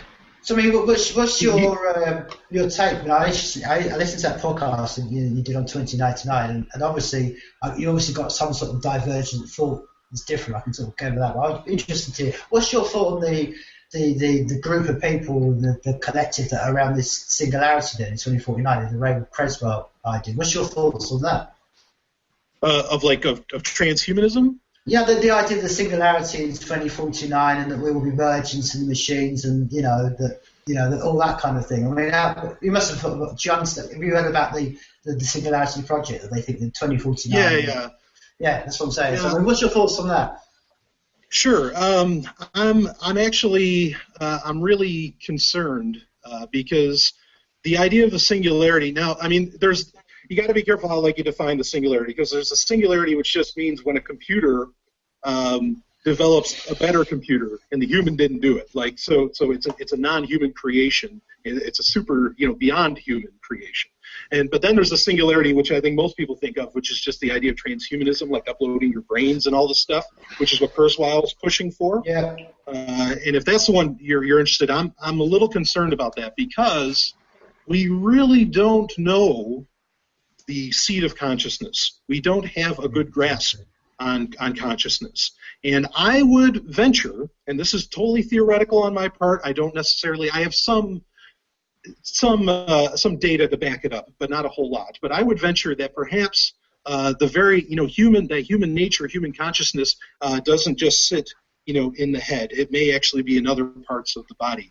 Something I like to just kind of fancy, an idea that I fancy, is that it's ironic that historically our human ancestors put a very serious amount of consideration and thought on the heart, on our literal heart, far more than they did on the brain. And I'm curious as to why that is, because our ancestors, this is another thing, is people think our human ancestors are stupid. I would totally disagree with that. I think IQ scores are nonsense in general. Okay, and so I'm curious if there aren't more relations in the body that have more to do with our human nature, our ability to love, our ability to empathize with each other, our ability to create, that goes far beyond what sits inside our head. It may be in other parts of the body as well. That reminds me of lyrics to a song from the 80s. If you cut off my head, would it be me and my body or me and my head? Yeah, right. Yeah, I mean, because there's a lot, even gut flora. There's a lot of people talking about how the nature of your gut flora has a lot to do with your own desires, like your desire for sugar and things like that. There's so many things. The human body is a system. It's not. You're not just your brain. Okay, you're really not. I think some people would like to say that you are, but I don't know that that's true. Now, I mean, maybe the brain is just a seat of consciousness, and maybe I could be wrong. But at the same time, I'm not willing to bet that I can be properly digitized like Ray Kurzweil would like. Well, it's equally like you were saying as well. I mean, it's also like we were saying before, it's choices. I'm sure there's some people who want to be. I don't know if I want to be transmuted into some sort of computer program. I mean, I think there's maybe something intrinsically I like about my flesh meat machine. I mean, maybe I'm the only one, but it's choices. It'd be interesting to see. Yeah. That's what I'm saying. What if any of this comes out? I mean, one of the things I think where I think one of the big singularity moments have been, I think we're in the middle of that now, is understanding maybe we will tap into a collective mind.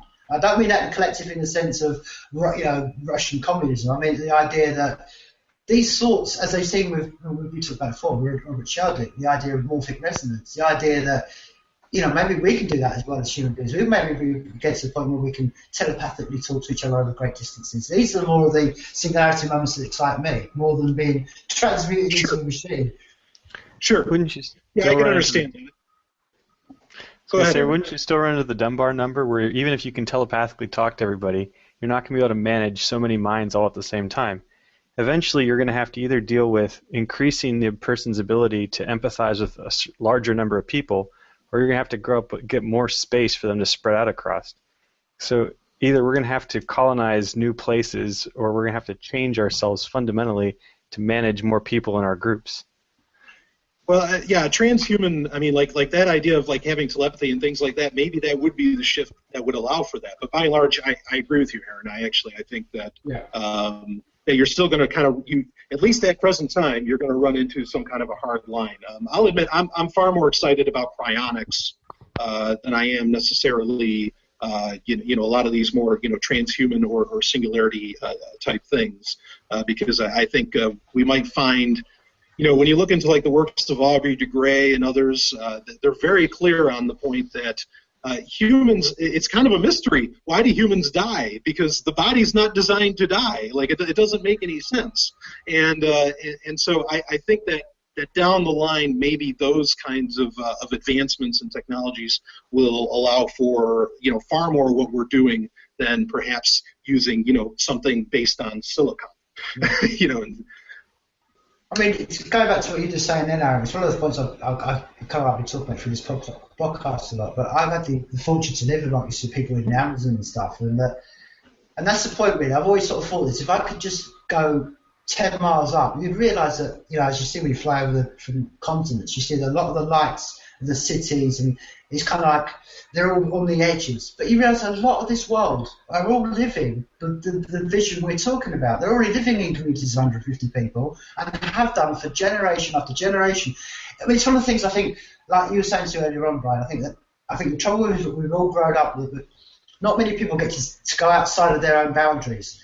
And when they go outside their own boundaries, they realise that, wow, do you know what? There's a lot of people I know right now in your continent that you're stood on, just a few thousand miles down, there's whole thousands of tribes all living amongst each other.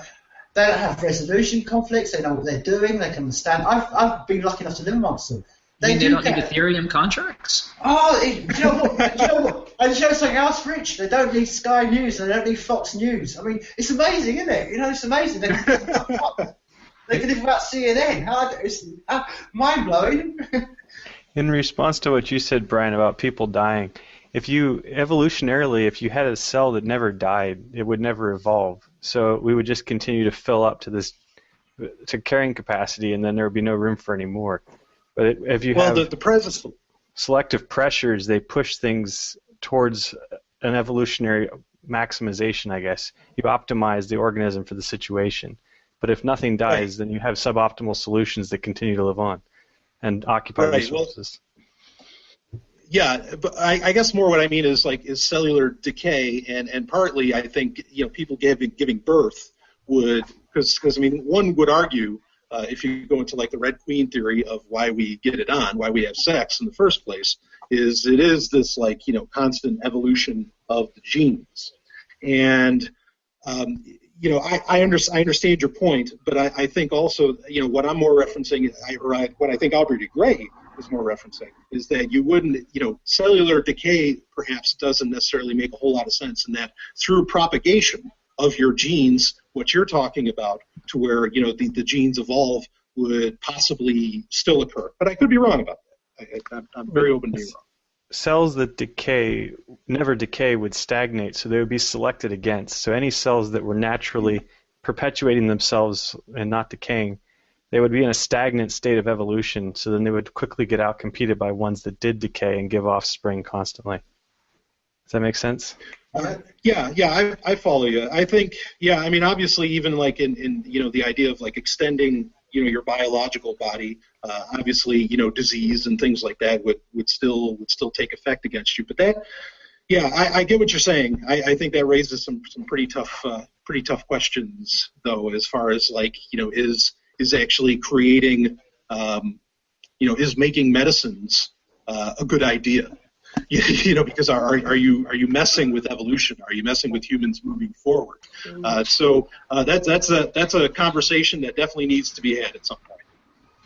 Yeah, it's a very long conversation as well. Because like I say, these are the questions that all the upcoming questions that humanity in general is going to have to face. Because it's just what I was trying to say earlier on. We're living in the middle of it, and it's almost like we're in the middle of a big wave coming over us, and most people don't even realise. And I think these are the questions. This is what I think is fascinating about these podcasts, is that we're here and we can raise these questions. And you're not seeing this on. I could watch hours and hours of TV, and we won't have anyone discussing what we're discussing tonight. No. Well, let me ask. 2014, where the hell did the bubonic plague come from? When did where that came out at left field? Like all of a sudden. No, there was a breakout of bubonic plague. Where? It was in Asia, I believe. It said like 40 people were killed by it. I will Google this right now because no worries. Well, I mean, I don't know, something pop up in natural populations when populations get too high. Like if you have too many cats in a certain area, then they'll start spreading a new disease or whatever they have available. Yeah, it goes back to that Dunbar number. I mean, I think that's one of the reasons that the sort of tribe I lived amongst and stuff. That's why they always move around. It's what we used to do over here in our country. Over here, we used to have a system of farming, and we would leave a field open for another year, then come back to it. But you ready for this though? Bubonic plague outbreak kills 32 in Madagascar, December 20th of last year. July 22nd of this year, Chinese city sealed off after 150 people were placed in quarantine after a man died of bubonic plague. So just in July 22nd of this year, a man died of bubonic plague. Like, wow.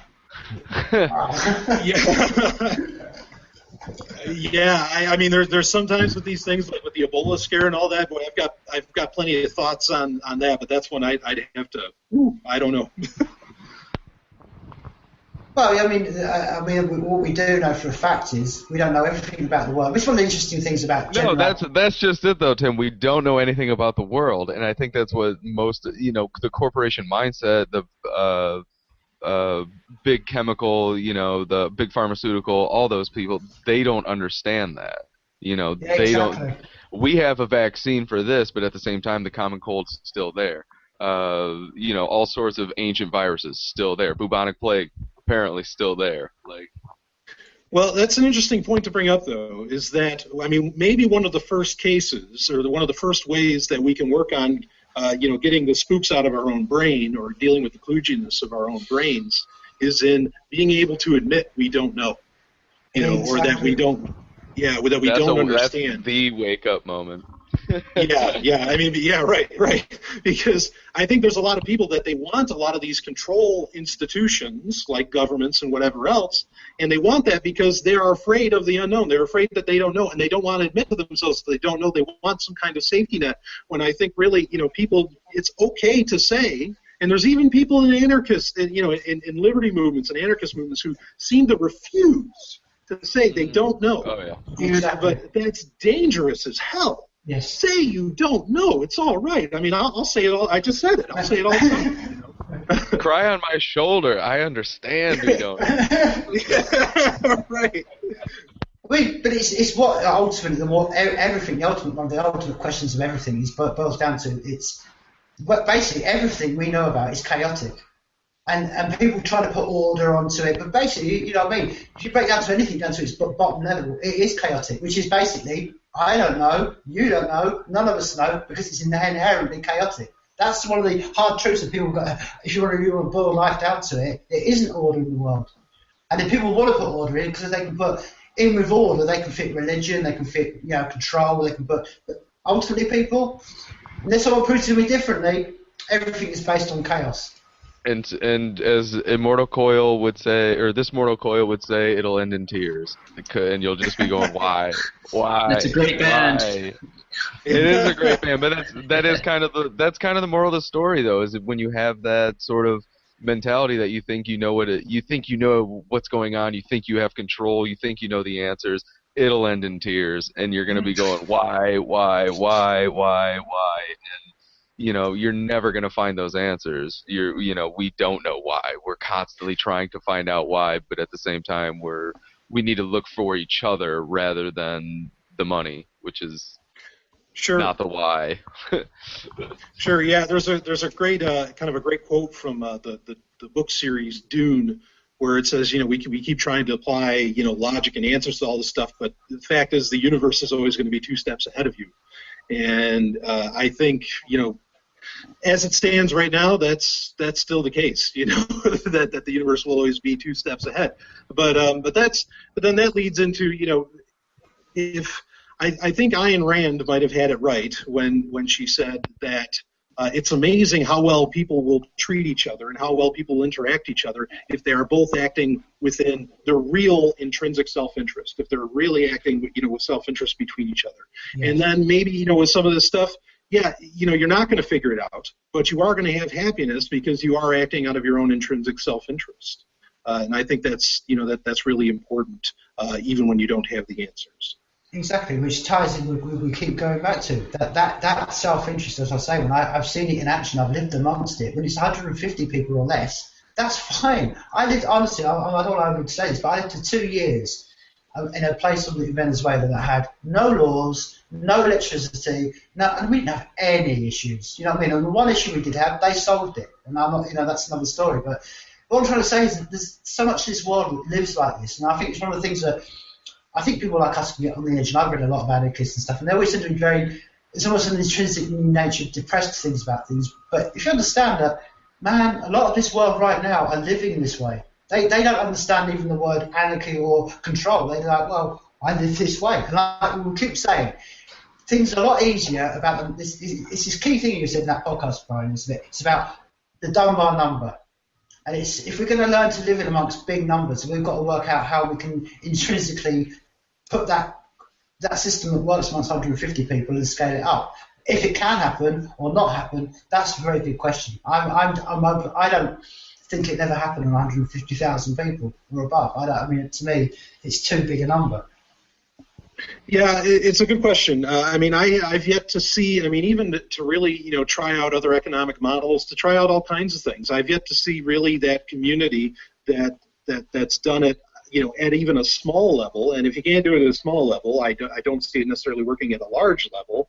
And so, yeah, I hope that sort of thing gets explored. I know you've had other guests on this show in the past who talked about, you know, intentional communities and things like that. And I think that's where a lot of these things need to get meted out. They need to get explored there. Otherwise, you know, because not everybody's going to agree, and so you got to get the people that agree and let them try it out in their little space, in their little area. And even the biggest companies in the world recognize this. Google, there's a very famous, you know, Larry Page. It was Google I/O 2013, where Larry Page, the CEO of Google, he said there needs to be places on the planet where the rules don't apply. And I think it was him, you know, just admitting that we need to experiment with different models, different ways of living in other places where we don't have to worry about the gun in the room, you know, where we don't have to worry about, you know, government saying, no, you can't, and blah, blah, blah. You know, so I think everybody, you know, maybe intrinsically, you know, recognizes this, even from the biggest to the small, but for whatever reason, as yet, and hopefully technology will enable this, it just hasn't been done.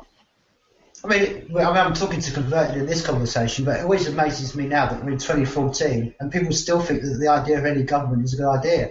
I mean, one of the great things about sitting as an English person in your part of the world is I've always had a lot of admiration for what went on when they formed it. And they formed the whole of your constitution with the idea of being, government was a problem, let's make it as small as possible and it'll never go out the box. And look what you've become. You've got the biggest, most powerful government that's ever been imagined on this whole planet. And that came from people who were going, we should start with a little bit of government. I mean, this is what I'm saying. I don't understand how people cannot understand that the concept of a government where we are is show me one that's has succeeded. And I've been around the world enough to see they don't succeed anyway. It's a failed model.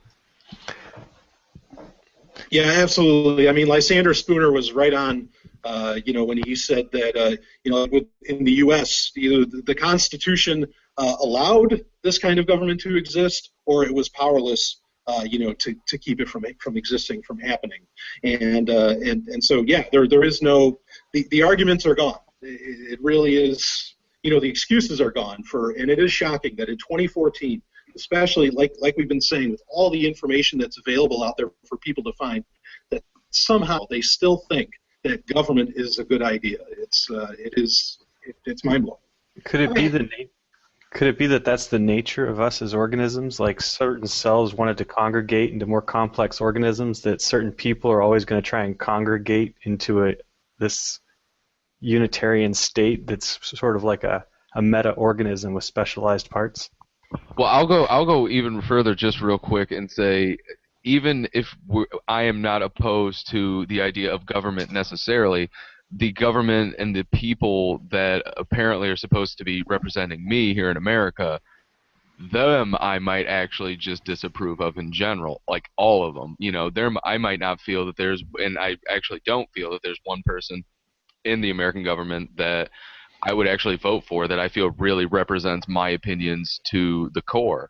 And if we're going to talk about voting and people, which I've gotten in arguments with people about voting, and if I'm going to hold my vote that sacred, then I'm going to hold it almost more sacred than somebody who is going to vote Republican or Democrat, because I don't agree that there is somebody out there who really follows my entire human belief. And that's one of the things that I seem to have a problem with as far as government goes. Sure. Boy, a lot to say there. As far as is government a natural outcropping? Is it like some kind of form of evolution? There's a lot of people who would say that the nuclear family is like that humans naturally evolved to that state. The anthropological evidence, I think schools out on that. I don't know.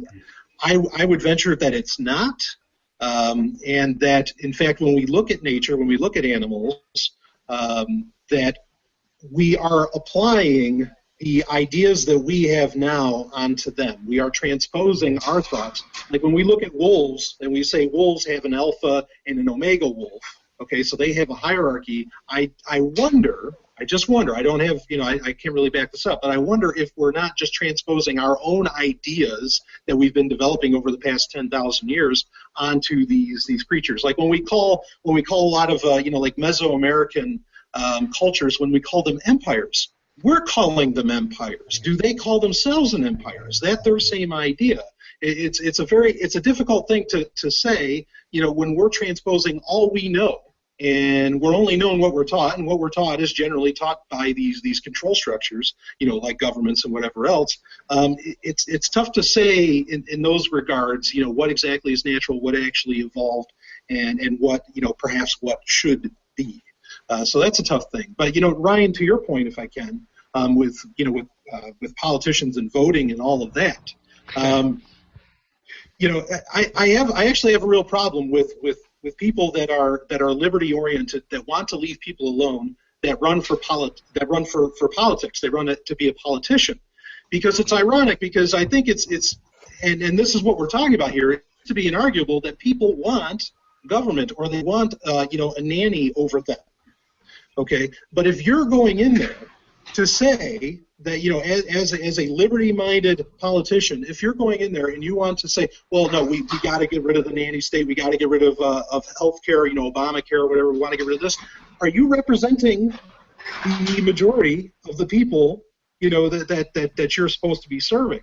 I think it's actually, I really, in my opinion, I think any liberty-oriented person running for politics is just straight up anti-freedom, because they are transposing their own desires and thoughts onto people that clearly don't want that, even if they do it sneakily to get in there.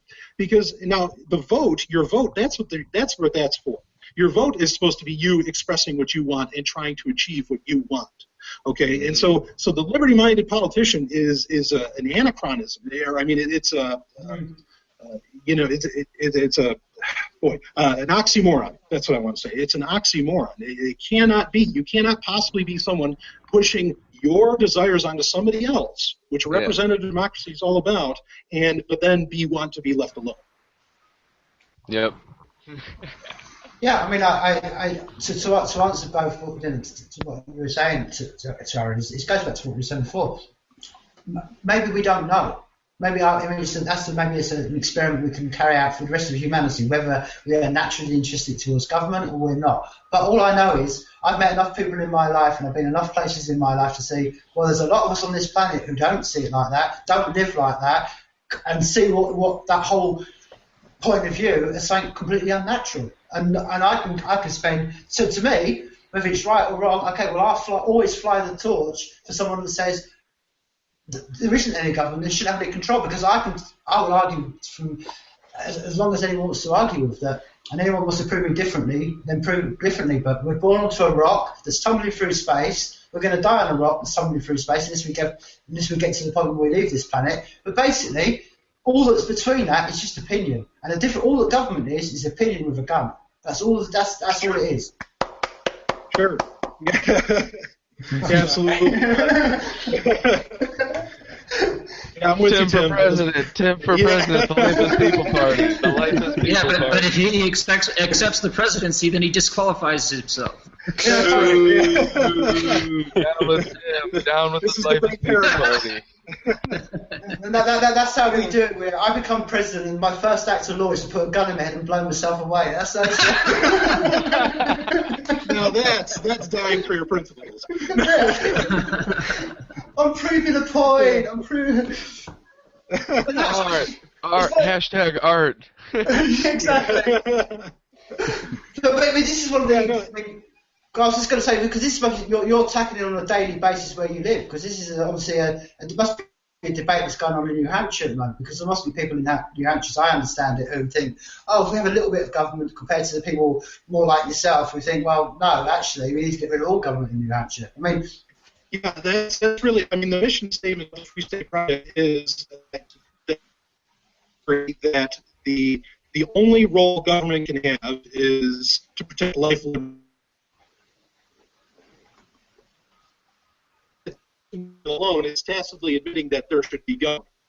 And so, yes, it is something that we have to deal with here a lot. I mean, there's plenty of people here. There's a lot of different mindsets, and that's beautiful. You know, there's people that want government. There's people that don't. I think we missed part of what you said there, unfortunately. Did anybody else hear that? No. I missed the first part. Yeah, it cut out, Brian. Oh, man, it's the NSA, you know.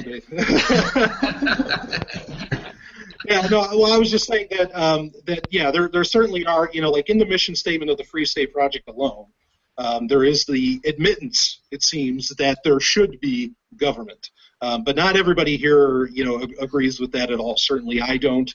Of course, and there's plenty others. Obviously, the lovely and hyper-intelligent Dr. Stephanie Murphy doesn't stand for, you know, who's often on my show, and she's just phenomenal. She doesn't stand for that, and she's been in the Free State Project almost since its inception.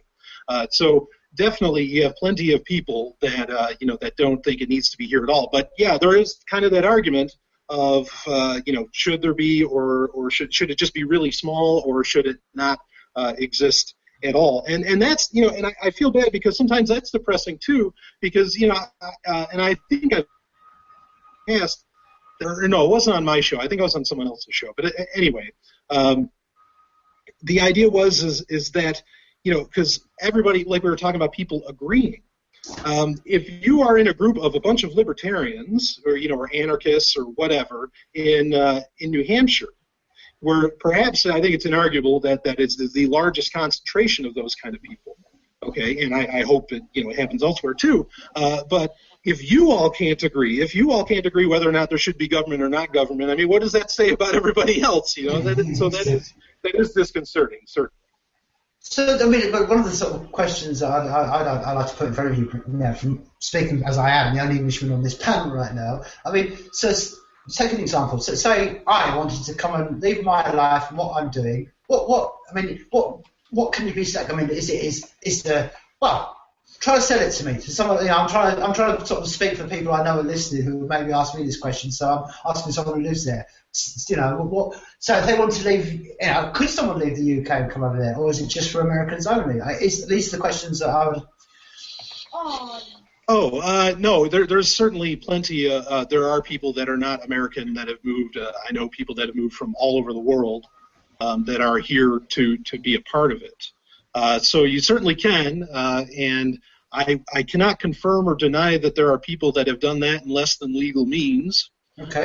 To be here and staying in that fashion. But yeah, it's definitely a possibility. But it is it's certainly a great leap. Anytime you move from one place to another, it can be a very serious decision. I mean, I had it easy. I only had to, and it's really hard to believe because I only had to drive 3 hours from New York to New Hampshire. And yet the way I get to, the freedoms I experience here compared to New York, only 3 hours away, is mind-boggling.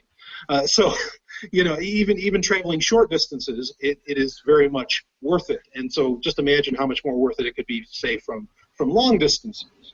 So, but at the same time, does this raise the question of centralization? If you have every anarchist or every limited government person in one spot, is that a good idea? Maybe that's not. But yeah. Anyway. I mean, it's one of the great things I think that the ability of this conversation and everything else. I mean, I think it's, if we can just communicate with each other. I mean, this is one of the strengths. All the things we talked about tonight, and all the the creaking, crappy, shitty internet that we're talking on right now. But we can still talk. We can reach out to each other, and I often say this on the podcast. It's I think one of the things that we as kind of, we're going to call ourselves anarchists or freedom lovers or whatever we want to call ourselves, is we've got to have the connections built and not just leave them alone. And I've often described it like bees who are lucky nature. We've got to flock together and help each other and not just dissipate. Because it's I've been in this sort of battle for a long time, and there's been times I've been completely by my own saying this, and there's other times I've had people alongside me. It's amazing how many people that come along, say one thing, and then they disappear. And you think, well, that's why, going back to the question you said earlier, that's why things don't move along, because we just dissipate. I would hope, it's one of the great things I love about what we're doing right now, and maybe forging into the future. These are the connections that we can make, and the stronger they get, the more chance we've got of getting our voice across. Yeah, well, it's pretty powerful with like what we're doing right now, this form of communicating, or just at least communicating with each other. The most beautiful thing is that you realize you're not alone. Exactly. And that is so powerful in and of itself, and that's something that's kind of new. Unless you were of some degree, unless 20, 30 years ago you were of some degree of means and you could travel the world, or you went to go work on a ship or something, you might not have been able to realize, hey, I'm not the only person that thinks this way. And so certainly that's a very beautiful thing. And at the very least, I always encourage people to, yes, communicate with each other. I mean, you don't have to move to New Hampshire. You don't have to move to this community or that. But it is such a wonderful thing to be able to communicate with each other. And that's the beauty of so many of the decentralized things we talked about, is to make sure that those lines of communication never, ever get lost. Exactly. That they're always possible, always available. Yeah. Yeah, one of the things I'm kind of looking forward to is as MadeSafe gets developed and people are introducing applications, there could be a hangout of sorts, and where people in their local communities could get together to learn about, okay, here's the new applications we can start working with. Here's this, and so it's a groundswell of activity at the grassroots level. And but yet interconnected with somebody, and whether it be up in Montreal or San Francisco or Scotland, and everybody just feels like, hey, we're connected, and we're building all of this together at the same time, and it's exciting. And yeah, there's some. Go ahead. Yeah, I was going to say I can't think of the name of it. It begins with a P, but I think it's in Sweden that they're starting to build this. And their idea more or less is, and I've heard other people talk about it, like Amanda Johnson and some others, where they're talking about building a parallel society in the cloud, essentially, and that you can experience a whole ton of freedom just by doing the bulk of your not non-necessary human interactions just by doing them online, and that you can almost have you can almost have like the country of your dreams or the land of your dreams in cyberspace. And I think that's a really interesting notion to think about. And MadeSafe and stuff like that is really proving that that's totally possible. People completely work together to create a proverbial city in the clouds, almost literal. So, I agree. I think that's really beautiful. Well, I think we need to get those images to the design people, to the MadeSafe design people, some sort of cloud city. Yeah, that would be awesome. That's my personal opinion. Well, fellas, I'm going to head out. Brian, it was great to meet you, and Aaron, you had some fantastic comments and questions. I'm going to head out, guys. I'll see y'all later. Tim, Ryan. Thanks to Rich. See you later, Rich. Rich, thank you. Bye. Yeah. Thanks.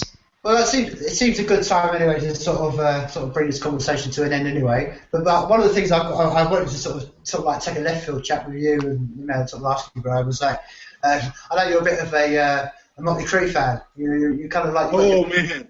You got your roots in the. I bring this up, Brian, because every week I'm always getting like rappers on, and it's like I find to talk to someone who understands some decent music, So, yeah, all right, Grandpa. I'm 33 years old, okay, but I think I'm feel like 29. I'm 50 or something. Yeah, right on. Because I love my musical tastes are pretty eclectic, but yeah, right on. Motley Crue, 80s music, 90s music that's happy and hopeful. I love it. Well, I found it hilarious the other day. I was listening to one of your podcasts about 80s musicians and rock. And it was the first time I forgot to, it made me dig out one of my Manowar albums. I thought, man, I haven't even heard anyone mention Manowar in about 10 years. It was like fantastic. Yeah, well, I love Manowar. That's so good. They're such a politically correct band as well, aren't they? Man, what podcast am I on right now? Yeah. No, this is the real podcast. Yeah, exactly. After hours, it turns to hair metal. I got it. Speaking of metal, though, who do we have on next week, Tim? Well, next we've got Phil Mucci on, who's been the director of. He's done a few sort of videos and stuff like that. But it was one of the things I was going to say to you just before we go, Brian. One of the ones I thought I couldn't. Maybe you didn't mention it in your podcast for a reason, but I thought you've left two great bands out who are from the 80s and still playing now: Slayer and Maiden. Yeah, no, Bruce. I mean, these guys. Yeah, Slayer is fantastic. I mean, Angel of Death, what a wild album. Even up till more the reason. What was the last one? Blood World. What was it? Yeah, sorry, anyway. Yeah. Regardless, yeah, you're right. Great stuff. You can't even go down the list of all the amazing bands that are still rocking from the 80s. It's true. Well, one of the things about Slayer is I went and saw them at Donington in the late 80s, and it's one of the things I saw them play out for 110,000 people, and when they played on, that was one of the things that probably kept me going for the last 20 years. It's like, wow, 120,000 people all giving it that, and they're all freedom loving. Think, man, there's a power. There was a power in that. That's what people maybe who are not into metal don't understand. When you go to some of these bands and you see the power that's generated in that audience, and it's all freedom, because these bands aren't talking about control, they're talking the other way around. And you realise, like, wow, this is, maybe for me, it's kind of the thing that enthuses me so much more. I love that tapping into the human spirit. Yeah, I'm with you. I mean, that's one of the things a lot of people say about heavy metal and why it grew so much in the late 70s and the 80s. I mean, and even before too. But just that it gave, when you went to a metal show, it gave you the permission to emote, to feel, to express, and to really, without judgment. And that's the key, without judgment. It's like, no, here it's okay. We're the rebels of society. And it does show just that people, if they are given the permission, if they are told it's okay, they'll let it out, and that is a hopeful thing, I think. Yeah. Well, I mean, this sort of like on a general sort of vibe on that. I mean, it's one of the things. I mean, like I say, 110,000 people. When people are going absolutely mental, I mean, moshing it full on. Do you know what? If one person fell, everyone would stop. That's my positive and spin on humanity. And I've seen it in what most people would say a bunch of louts and thugs and people are drunk and pissed and all the rest of it, but they don't. Humanity, generally, at the point of view, will stop and make sure that the other humanity isn't hurt. Yeah, agreed. I agree. Perfect. Go on, Ryan. I know you're itching to say so. I can see you itching over there, Ryan. No, my friends were actually just telling me Slayer's going to be playing around here somewhere. So I'm trying to figure out where they're playing at. But yeah, I guess they're playing either probably here or maybe in the Detroit area. Oh, go catch them. They're serious. Yeah, definitely. Oh, I know. They were just. It's funny because this kid that oh my God, I work with this kid who's a high school senior, or he just graduated this year, and he's in his first year of college, and he's a hardcore libertarian, and he's big into Austrian economics and the non-aggressive policy and the Mises Institute, and he was a high school senior, and he was sending me like just ridiculous things, and I'm like, what dimension is this kid from? Oh my God, he is absurdly smart, and I think he was the first person to tell me about the Free State Project, and probably the first person to tell me about Bitcoin. And yeah, he comes up to me like, yeah, Slayer's playing, like, probably gonna go up and see them. It's like, dude, I don't know. Some technology has gotten to some people, and they've been able to do some amazing things with it, and yeah, some people look at dick and fart jokes.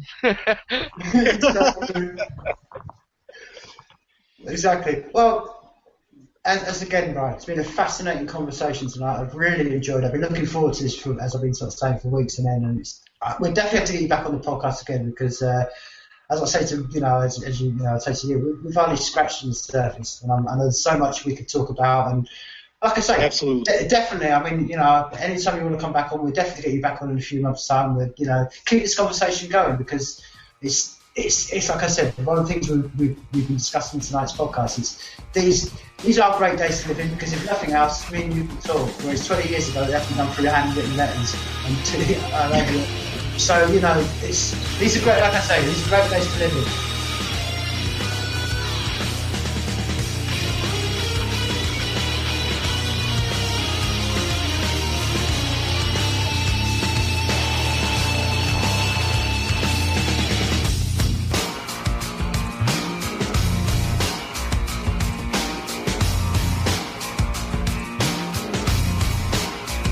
You just experienced Sovryn Tech. Go to sovryntech.com, that's SOVRYN tech.com, and connect with us there. Find links from today's show and catch our podcast feed. Sovryn Tech is copy heart. Copying art is an act of love, and love is not subject to law. So please share the show however you like. Welcome to the evolution.